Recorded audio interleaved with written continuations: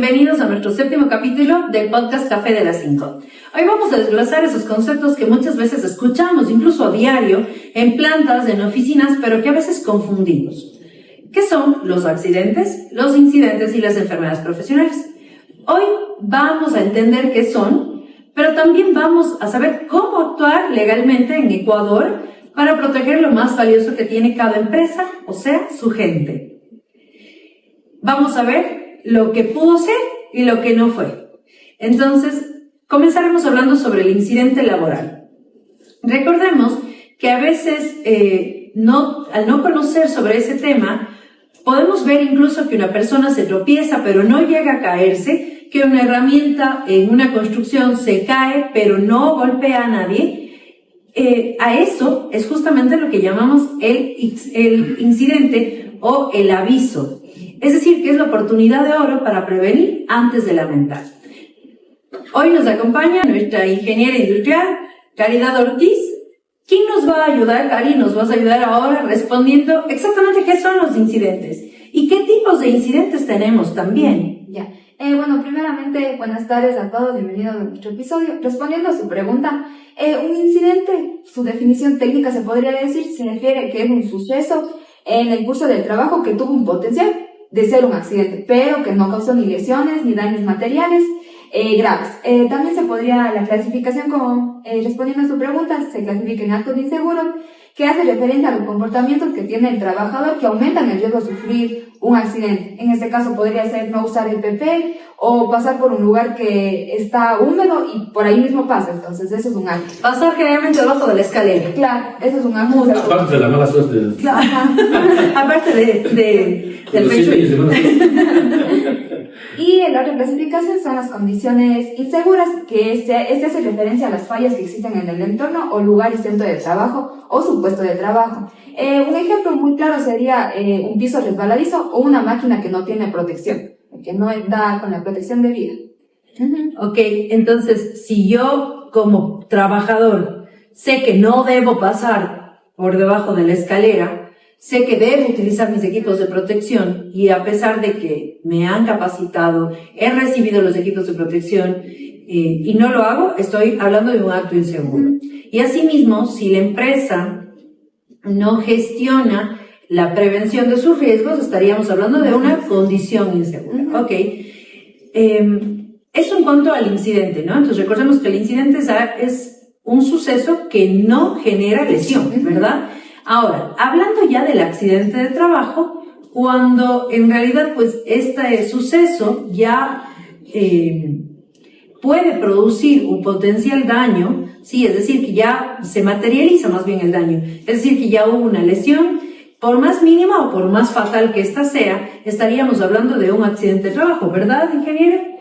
Nos acompaña el ingeniero Fabián Medina, magíster en Seguridad y Salud Ocupacional y gerente de Magíster y Consultores. Muy buenas tardes. Así es, doctora Sofía. Bueno, el incidente siempre le llaman el cuasi-accidente. Exacto. Entonces, el accidente, haciendo la definición que le tienen, dice, es un suceso repentino, inesperado, que puede causar daños leves, graves o fatales, ¿no? Llegando inclusive hasta la muerte del colaborador, por alguna situación de algún acto inseguro o una condición insegura de que contable ese momento el centro de trabajo. Entonces siempre es importante gestionar esos riesgos, prevenir que suceda, ¿no? Claro. Que suceda, o sea, no permitir que eso suceda. Y muchos empleadores tienen a veces temor de registrar los incidentes, cuando más bien debe ser, o sea, no tener temor, debe registrar los incidentes para precisamente evitar accidentes, ¿no? Evitar que ocurra. Ahora, tipos de accidentes, por ejemplo, como decíamos, leves, graves, fatales. Entonces, esos son los tipos de accidentes que nosotros tenemos. Hemos hablado también en varios podcasts que existen accidentes, de varios tipos, ¿no? Por ejemplo, nos comenta un poco sobre el accidente genuino o in situ. ¿Cuándo se daría este? Bueno, este ocurre en el lugar de trabajo, en su sección de trabajo, digamos así, okay. ¿no? Está cumpliendo sus labores en ese momento. Sus labores de trabajo para las que fue contratado el colaborador. Entonces es el accidente genuino. Está desempeñando su trabajo y le ocurrió el accidente. También hay otro tipo de accidentes, por ejemplo, el accidente ininterine, que es el trabajo que, digamos, es el que sucede del trabajo a la casa o de la casa al trabajo. ¿Sí? En el trayecto. En el trayecto, ya. Entonces, en este caso, por ejemplo, es para que esta condición se dé como accidente de trabajo, precisamente, es importante que tanto el empleador como el trabajador definan su lugar de domicilio para el traslado, haciendo un ejemplo, punto A, B y C, ya teniendo el punto B el lugar de trabajo, y del punto A al punto B, en el medio que se transporte el colaborador, en bicicleta, en moto, en tranvía, lo que sea, hay un tiempo de traslado, supongamos media hora, fabricando ya el caso, el escenario, ¿no? Ya. Entonces, si el trabajador ingresa a las 8 de la mañana a la empresa, se asume que tiene que salir 7:30 para llegar con puntualidad, ¿no? El corre, y ahí también está ya haciendo prevención, está gestionando ya, no estar en la moto ahí, esquivando el tráfico. Entonces, pero, ¿qué ocurre si es que el trabajador en determinado momento se cambia de domicilio y se va al otro extremo, se va al punto C? Se va a demorar mucho más. ¿Ya? Y no reportó al derecho humano, a la persona, al empleador en sí. ¿Ya? Eso no dice que para empresas o centros de trabajo que tengan cierto número de trabajadores, a todos. Así sea uno, dice ya. Entonces hay un tiempo de trabajo, de traslado, perdón.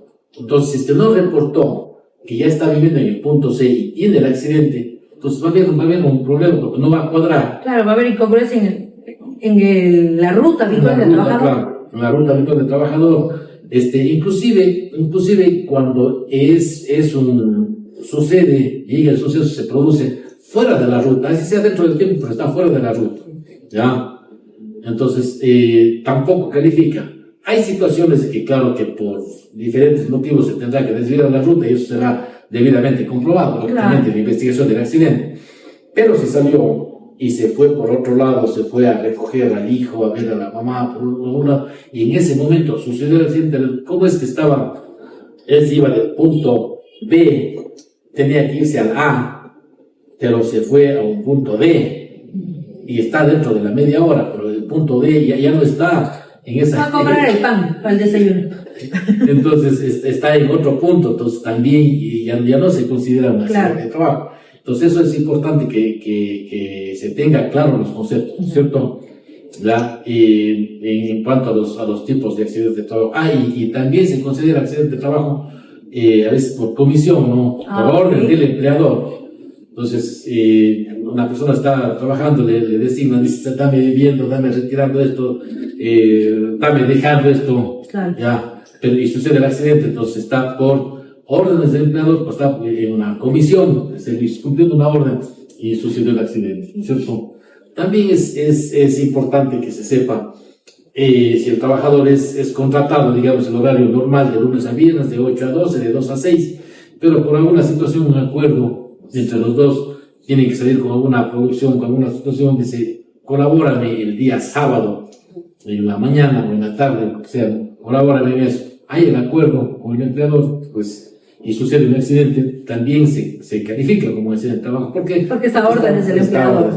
Lógicamente, ¿no es cierto? Entonces, eso es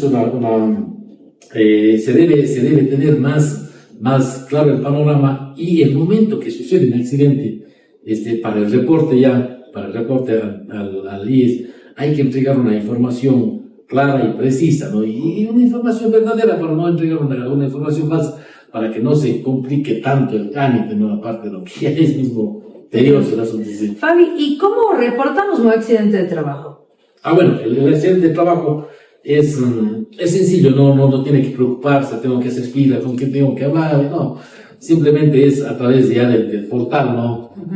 Te da www.ies.gov.es y en el momento que se abra la página, entonces ahí luego va a trámites virtuales. Y de ahí va a la parte de lo que es empleadores o asegurados. Y el siguiente paso, la tercera opción es escoger lo que es riesgos de trabajo. ya ingresar la cédula, la clave, para que ingrese al portal. Ingresar al portal, ¿no es cierto? Una vez que está ingresado ya dentro del portal, entonces va a haber encontrar un formulario que está ya predeterminado allí y va a ingresar la información, los datos del trabajador, cómo sucedió, y como les digo, el detalle, ¿no? Una descripción súper detallada y lo más verdadera. O sea, lo verdadero que se tenga ahí, no vamos, ya el accidente está, ya el asunto está, como dice por ahí, el mal está hecho. Claro. Entonces, que no tenemos que ocultar esa información, porque luego, riesgos de trabajo del IES va a venir a hacer, posiblemente las mismas preguntas, algunas situaciones de esas, y no va a haber congruencia en eso. Entonces, el asunto se va a dilatar demasiado. Una vez que usted ingresa ya todo el formulario con los nombres, incluso testigos de los que miraron el accidente, si es que ha sido en la calle, pues habrá algún reporte de la ambulancia, de la gente que vio. El parte policial, claro, de la EMOV en este caso. Claro. Sí, entonces, que fuese un accidente tan. Ajá, claro. Entonces va a haber esa situación, entonces llenado todo con la información más real posible. Le mandamos ahí control P, se imprimió. Entonces ahí esperamos ya pues la visita de los riesgos de trabajo y se empieza ya ¿cómo se llama? A valorar el accidente, ¿no es cierto? Ya vendrá luego ya la parte médica ocupacional, todo el trámite que tiene que ver con el accidente. Con el reporte del accidente. Con el reporte del accidente, claro. Claro, normalmente nos dan, una vez que se hace la denuncia de accidente, pues ya enseguida nos generan una consulta. Hay un plazo de 10 días. Exacto, sí, eso es importante, que se tienen 10 días laborales para hacer el plazo. Ajá. No es técnico, es plazo. Exacto. Corrido.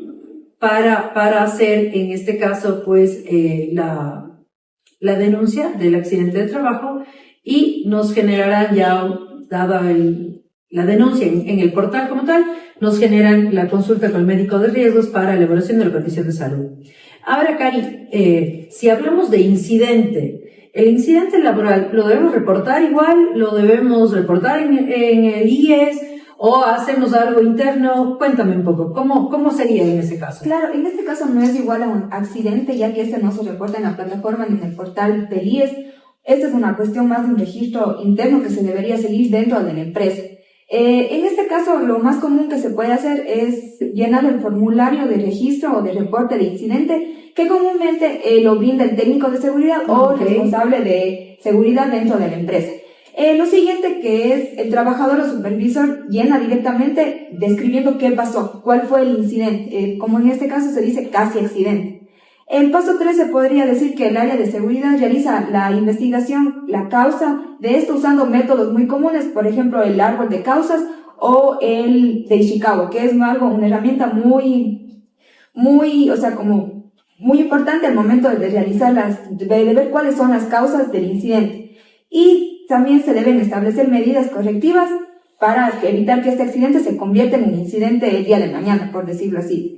Todos estos datos deben ser registrados de manera interna, como habíamos dicho, ya que es un indicador que lo pide el IES en un momento. Entonces, tener toda esta información documentada es muy importante. O sea, es importante entonces que yo mes a mes identifique si he tenido incidentes, si he tenido accidentes, y que los lleve en una matriz para determinar cuáles han sido incluso sus causas, cuáles pueden ser las posibles consecuencias, y cuántos días perdidos también he tenido por accidentes de trabajo, que también van a ser necesarios como indicadores posteriores para el Ministerio del Trabajo. ¿Ok? Entonces, si hablamos de accidentes, recordemos que el accidente ya se materializó el daño. Si hablamos de incidente, no hay una materialización de daño.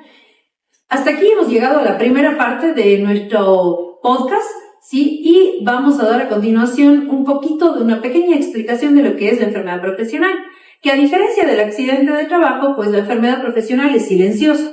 Esta no ocurre en un segundo. ¿Por qué? Porque el accidente de trabajo realmente es repentino, puede ser así.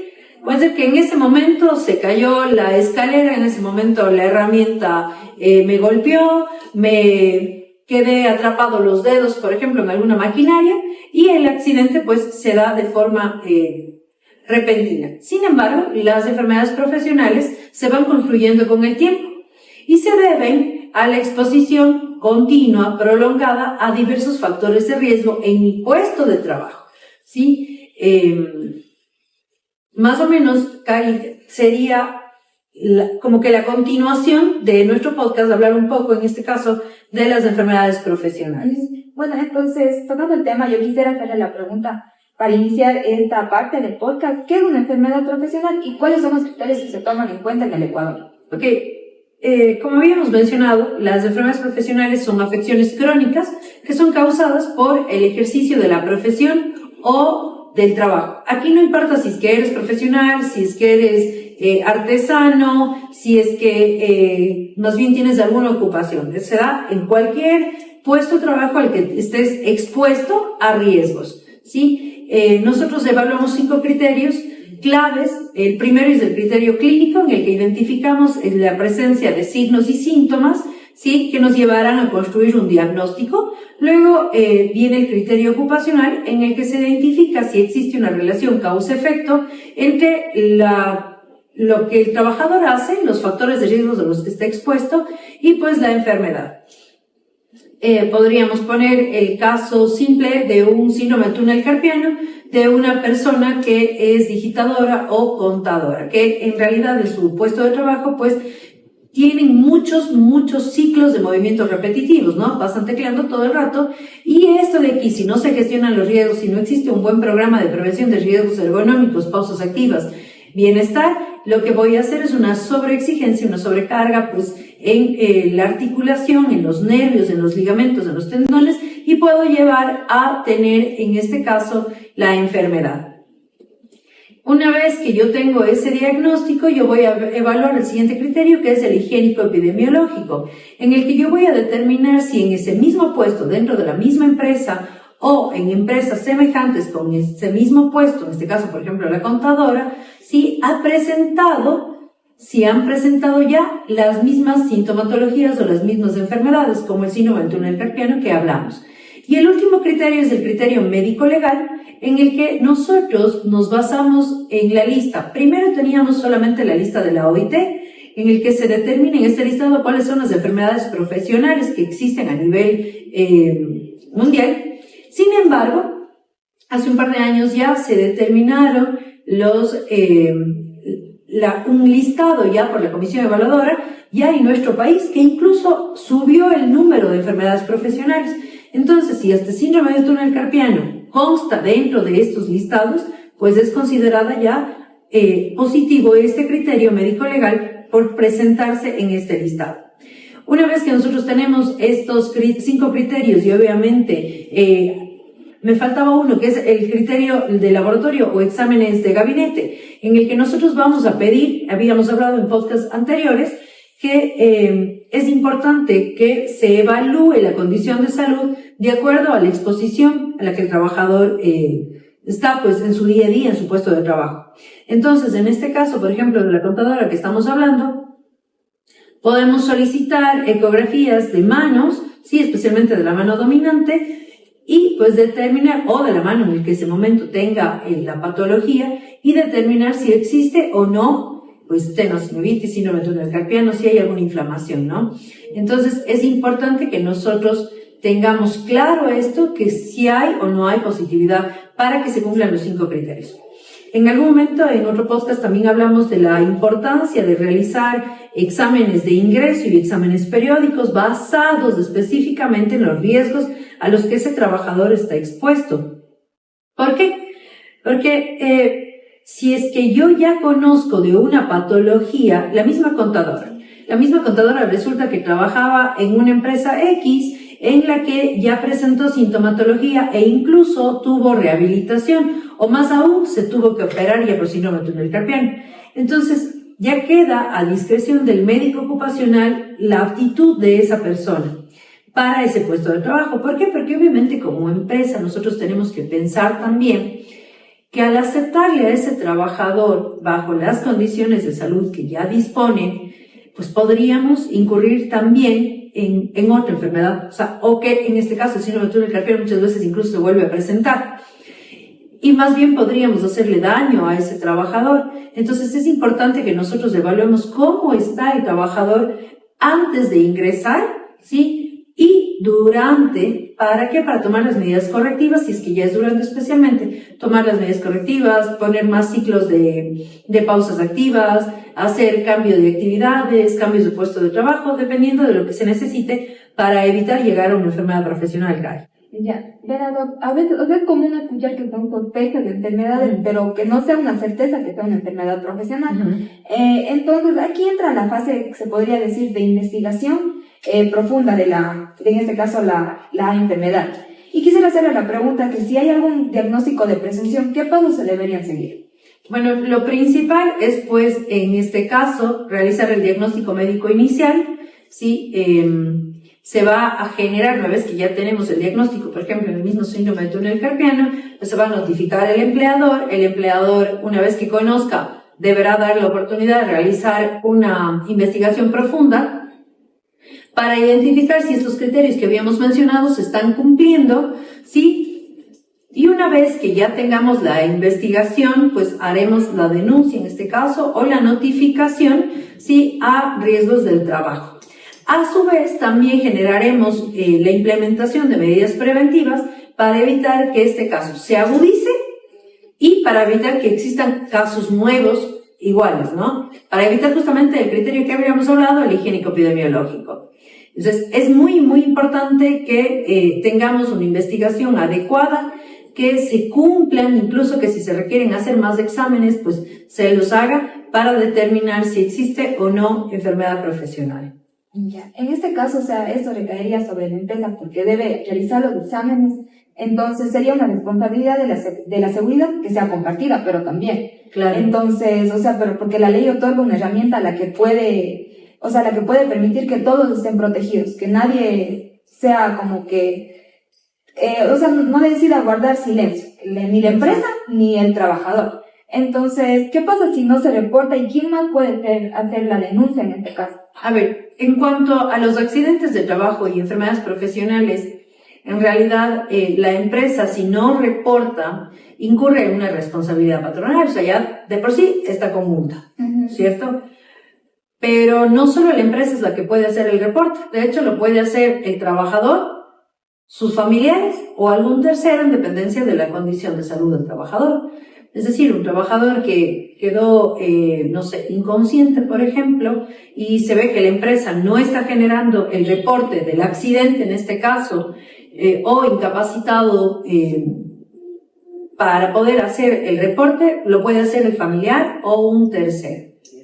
Ya. Y obviamente, pues, incluso en algunas ocasiones, o más bien recordemos que la empresa tiene los 10 días para hacer el reporte como empresa. Pero el trabajador lo puede hacer, o el familiar lo puede hacer en cualquier momento, ¿sí? Y de igual manera, pues la empresa será la que incurra en la responsabilidad porque no hizo el aviso de accidente o el aviso, pues en este caso, de la enfermedad como tal. ¿Y cómo se reporta la enfermedad profesional? Si bien el reporte de la enfermedad profesional es un poco más pausado porque nace de una sospecha médica, sin embargo el canal es muy igual, ¿no? Es decir, se genera el diagnóstico médico. Este diagnóstico puede ser por el médico de la empresa, por un médico externo, por un médico del IES al que el trabajador haya acudido, ¿sí? Y al igual que el accidente de trabajo, pues obviamente vamos a ingresar en el portal del IES, en riesgos del trabajo, seleccionamos en este caso aviso de enfermedad profesional y vamos a adjuntar, si se permite, y si no, pues poseerlo, ¿sí? Todo listo para la inspección. ¿Qué sería todo listo? Pues obviamente el diagnóstico, los resultados. Además de eso, es importante que tengamos los exámenes médicos de ingreso, el examen médico periódico. Si es que ya se ha implementado alguna medida correctiva, se hará la notificación por escrito de esa medida correctiva. Además, debemos tener el registro de, si es que en ese puesto de trabajo el trabajador necesita equipos de protección, pues el registro de la entrega de ese equipo de protección, de la reposición de ese equipo de protección. Si es que está expuesto a una máquina que cause ruido o vibración, debemos tener el registro del mantenimiento de esas máquinas y también los registros de las capacitaciones impartidas por los asesores o por la unidad de seguridad y salud en el trabajo de la empresa que se haya brindado a todos los trabajadores. Y que de hecho, aquí sí es algo importante y hago mención más bien para las empresas y los trabajadores, es que así yo ya haya recibido una capacitación de ruido, sordera profesional o cualquiera que está afuera y yo la recibí en otro lugar, en otra empresa, igual, en la empresa en la que yo estoy laborando en ese momento, yo debo acudir. ¿Por qué? Porque se necesita primero que se siga gestionando, que se siga aprendiendo y obviamente necesitamos el reporte o el registro de esta capacitación. Eso sí sucede mucho. De hecho, en días anteriores justamente en una empresa yo conversaba de que en realidad muchos trabajadores no quieren ir a veces a las capacitaciones porque no, yo ya en la empresa ya vi, ya me gradué, ya todo de esto, ¿no? Y a veces han hecho incluso cursos, ¿sí? O en algún momento fueron monitores o lo que sea, y no quieren acudir. Y en realidad es un daño a la empresa. Le puede estar generando un daño porque usted no sabe si ese trabajador en ese momento va a tener un accidente o va a tener una enfermedad profesional y no hay un registro y la empresa no va a tener cómo indicar que realmente sí se estuvo gestionando la seguridad y la salud en el trabajo.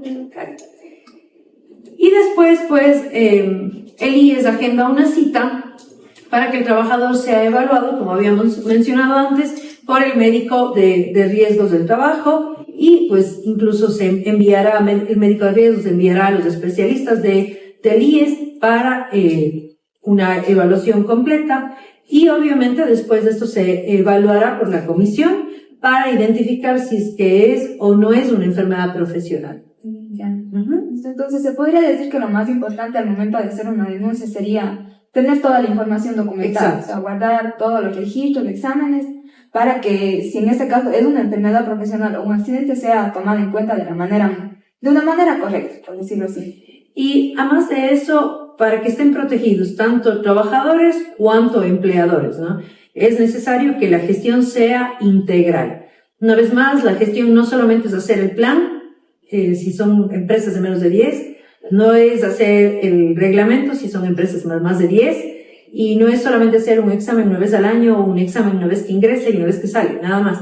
Es una gestión integral y de la mano de expertos, porque también caemos muchas veces en haga así o no denuncie, exacto.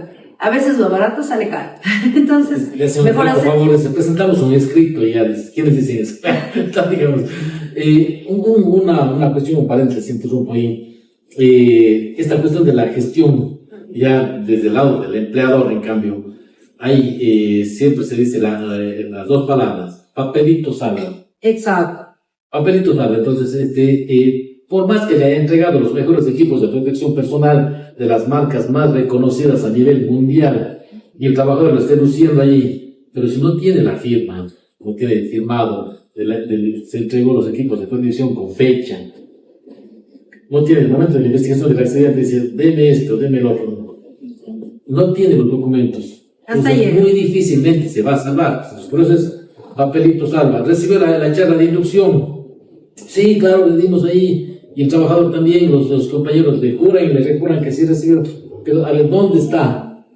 Entonces es importante registrar todo eso, ¿no? Registrar todo lo que, toda la gestión, eso es lo que es la gestión de seguridad de salud en el trabajo. Entonces es muy importante y también a exhortarles a que no tengan miedo, no tengan temor de registrar los incidentes. Ya, eso sí se reportan en la página del IES y todo, ¿no? Pero está haciendo gestión. No solamente hacer una situación reactiva, sino como decía la ingeniera Cari, pues ver la causa raíz, ¿no? ¿Por qué se ocurrió eso? Entonces, ¿cómo podemos nosotros evitar cortar de raíz la causa raíz? ¿Sí? Entonces, al hacer esa gestión mediante matrices de riesgo, entonces eso es verdaderamente lo que le va a evitar al empleador problemas serios y muy serios.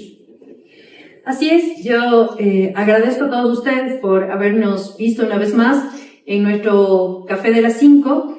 Soy la doctora Sofía Ordóñez, médico ocupacional, magíster y consultores. Que tengan todos ustedes una buena tarde. Buenas tardes, les invitamos al próximo lunes, 1700. En el mismo canal. Chao.